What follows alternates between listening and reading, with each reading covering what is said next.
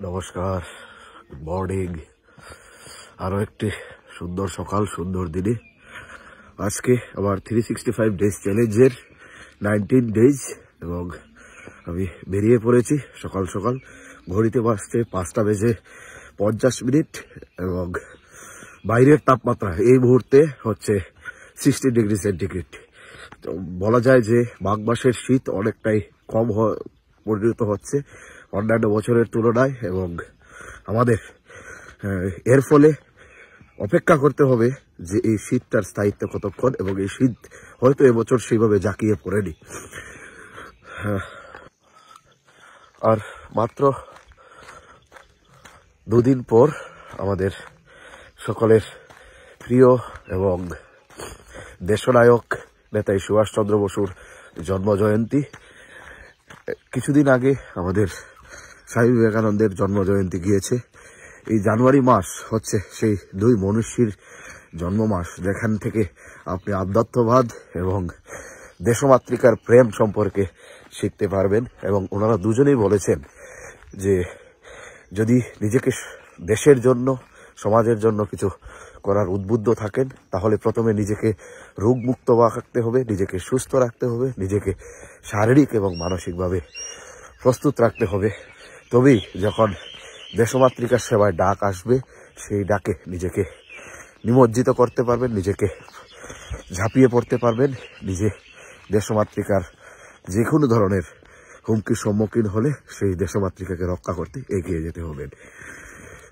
তো এই লক্ষ্যেই মূলত প্রতিদিন আমরা কিছু না কিছু করি এবং ভাবি যে দেশের জন্য কিছু করব। আমার এই 365 ডেজ চ্যালেঞ্জের মূল লক্ষ্য হচ্ছে নিজেকে সুস্থ রাখা, নিজেকে শারীরিকভাবে এবং মানসিকভাবে প্রস্তুত রাখা, নিজের স্বপ্নকে পূরণ করার জন্য, নিজের স্বপ্নের প্রতি প্রতিদিন একটু একটু করে এগিয়ে যাওয়ার জন্য, যাতে একটা রোগমুক্ত এবং সুস্থ মানুষ হিসাবে এই 2025 আমি কাটাতে পারি। সেই লক্ষ্যেই হচ্ছে প্রতিদিন সকালবেলা আমি উঠে বেরিয়ে পড়ি। আজকে আমার লক্ষ্য হচ্ছে আমি 5 কিলোমিটার হাঁটবো এবং 1 কিলোমিটার আজকেও রান করবো। তো বন্ধুরা, সঙ্গে থাকুন এবং নিজেকে সুস্থ রাখার জন্য কি করা যায় তার জন্য ভাবুন এবং প্রতিদিন সকাল থেকে ঘুম থেকে উঠুন। ঘুম ভাঙবে সূর্য ওঠার আগে, এটাই যেন নিজের কাছে নিজের প্রতিশ্রুতি হয়।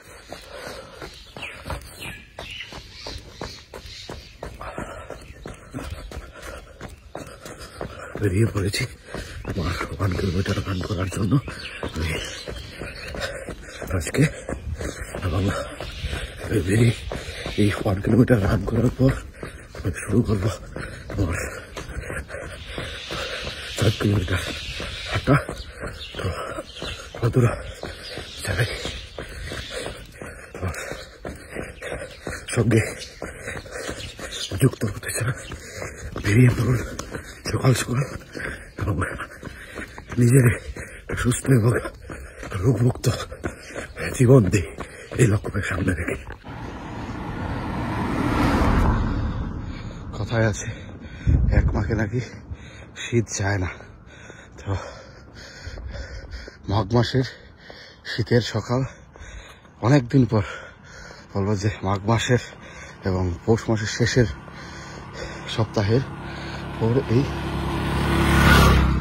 কুয়াশা জন্য সকাল আমরা দেখতে পাচ্ছি, যা অত্যন্ত আমার কাছে মনোমুগ্ধকর মনে হচ্ছে।